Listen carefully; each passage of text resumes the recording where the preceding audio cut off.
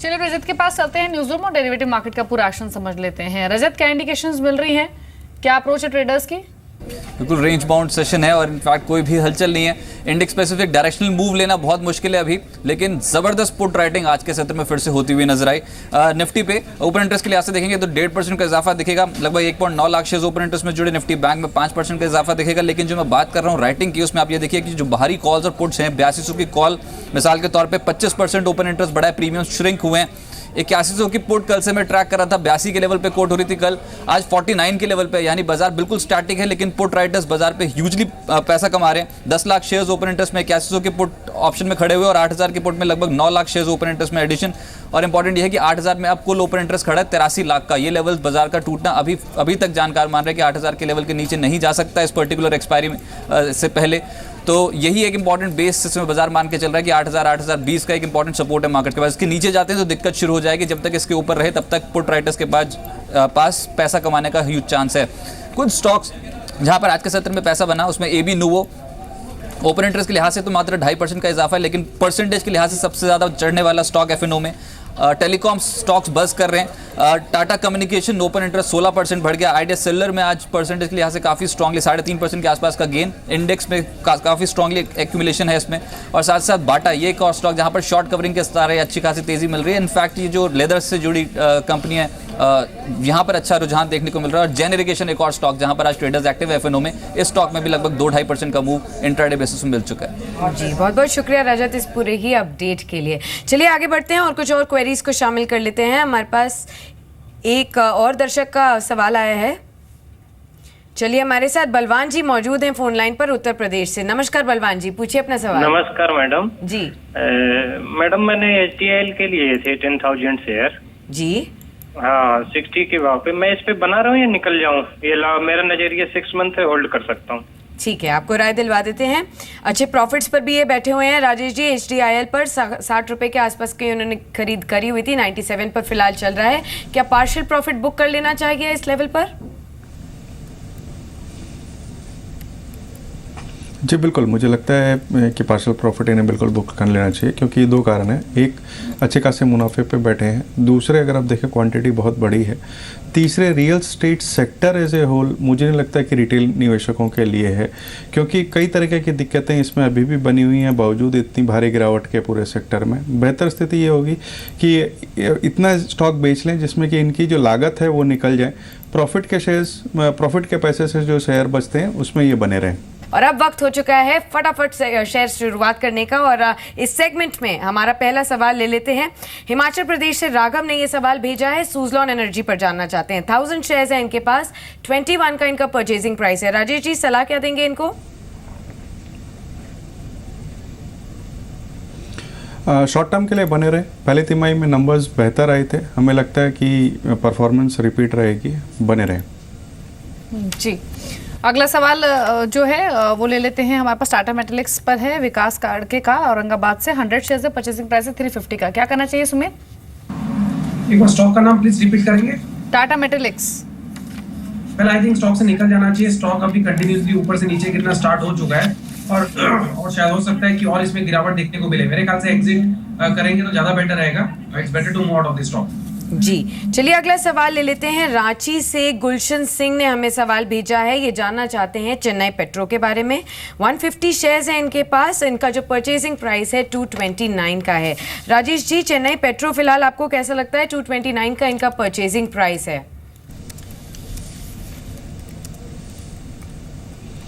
बने रहने की सलाह रहेगी। न केवल बने रहने की बल्कि गिरावट में खरीदारी की भी सलाह रहेगी। कंपनी बहुत अच्छा परफॉर्म कर रही है और लंबी अवधि में अच्छा रिटर्न दे सकती है। जी, देव चौहान का सवाल है झारखंड से। जुबलेंट लाइफ पर 100 शेयर्स है, परचेसिंग प्राइस है 323 का। क्या करना चाहिए इसमें जुबलेंट लाइफ साइंसेज में? दीपाली, जुबलेंट को होल्ड करके रख सकते हैं। स्टॉक ओवरऑल अच्छा है। अभी शॉर्ट टर्म में थोड़ा सा करेक्शन जरूर दिखाया है स्टॉक ने, but overall stock is good for short term time horizon. Hold करके चले। शॉर्ट टर्म में अगर ये वापस तेजी दिखाता है तो ऊपर में 360 से 380 के लेवल देखने को मिल सकते हैं। होल्ड की सलाह रहेगी। जी, होल्ड की सलाह यहाँ पर आपको दी गई है। मुंबई से संतोष का सवाल ले लेते हैं। एसबीआई पर ये जानना चाहते हैं, क्वांटिटी इन्होंने मेंशन नहीं की है लेकिन 217 पर परचेजिंग प्राइस है इनका। राजेश जी, कल हमने एसबीआई पर खास मूव भी देखने को मिला क्योंकि कहीं ना कहीं एनएससी की जो लिस्टिंग की बातचीत सामने आई जिससे सभी पीएसयू बैंकिंग स्पेस में एक अच्छा उछाल देखने को मिला। एसबीआई इन स्तरों पर कैसा लगता है आपको और इनको सलाह क्या देंगे आप?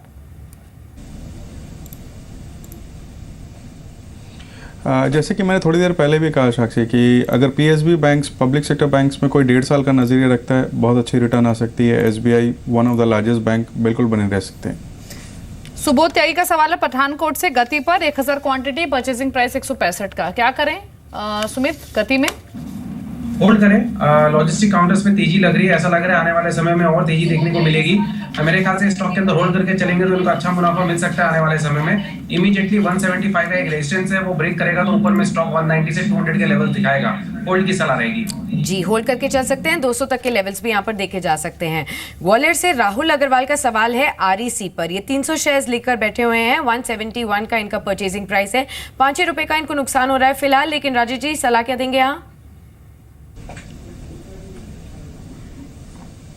इसमें हमारी खरीदारी की सलाह है साक्षी, क्योंकि अगर आप देखें तो बहुत ही सस्ते लेवल्स में स्टॉक मिल रहा है। 170 रुपये के स्टॉक में 17 रुपये 10 पैसा का डिविडेंड आता है जिसमें 11% के आसपास की यील्ड बैठ रही है, टैक्स फ्री वो भी।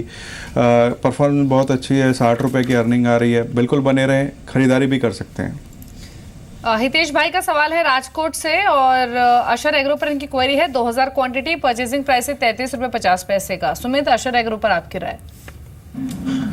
अशर एग्रो स्टॉक नहीं अच्छा लग रहा मुझे। आई थिंक ये स्टॉक से अगर निकल जाएंगे तो बेटर रहेगा। मेरे तरफ से सेल की सलाह रहेगी। स्टॉक वीक है, निकल जाएंगे तो ज्यादा बेटर है। जी, बिकवाली की सलाह अशर एग्रो पर आपको दी गई है। अगला सवाल ले लेते हैं। हैदराबाद से रामकृष्णा का ये सवाल है, टाटा स्टील पर जानना चाहते हैं। 310 शेयर्स हैं इनके पास, परचेजिंग प्राइस इनका 300 का है।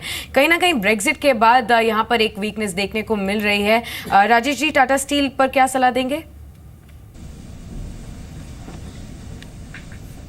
सही कहा आपने, ब्रेक्सिट के बाद दबाव देखने को मिला है। हो सकता है ये दबाव थोड़े दिन और कंटिन्यू करे, लेकिन अल्टीमेटली मुझे लगता है कि जो इनके यूके वाली यूनिट है इसे ये बेचने में कामयाब हो जाएंगे। डोमेस्टिक में इनकी डिमांड बढ़ती हुई नज़र आएगी। तो अगर लंबी अवधि के लिए स्टॉक में बने रहा जाए तो एक अच्छी मुनाफे की उम्मीद की जा सकती है। जी, कमेंट्स पर सवाल है मनोहर का, 25 शेयर, खरीद भाव है 819 रुपए का। सुमित, कमेंट्स पर आपकी राय क्या रहेगी? 819 परचेजिंग प्राइस है। आई थिंक स्टॉक को होल्ड कर सकते हैं। शॉर्ट टर्म में इसमें करेक्शन जरूर देखने को मिला है पिछले कुछ महीनों से, बट ओवरऑल अब ऐसा लग रहा है कि ये बेस बना के यहाँ से तेजी करने की कोशिश कर रहा है। इमीडिएटली स्टॉक ऊपर में 870 से 900 के लेवल्स दिखा सकता है। होल्ड की सलाह रहेगी। जी, आप होल्ड करके चल सकते हैं। 900 तक के भी ऊपरी स्तरों पर लेवल्स देखने को मिल सकते हैं यहाँ पर।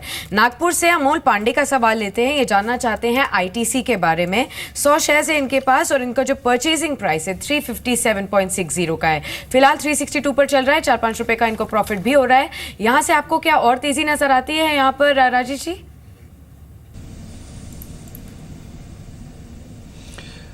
बिल्कुल, एफएमसीजी में बहुत ही उम्दा कंपनी कहा जा सकता है। थोड़े टोबैको साइड में कंसर्न्स हैं, बट जिस तरीके से एफएमसीजी में बढ़त देखी जा रही है मुझे लगता है कि ये कंपनी बहुत अच्छा रिटर्न दे सकती है। स्ट्रॉन्ग बैलेंस शीट है, कैश है कंपनी में, बिल्कुल बने रहे। फंड्स अलाउ करते हैं तो और भी खरीदारी कर सकते हैं। होल्ड करने की सलाह है, नई पोजीशन बना सकते हैं आईटीसी में। मान इंफ्रा पर सवाल है सुखेन का कोलकाता से। 200 शेयर्स हैं, परचेजिंग प्राइस है 45 रुपए का।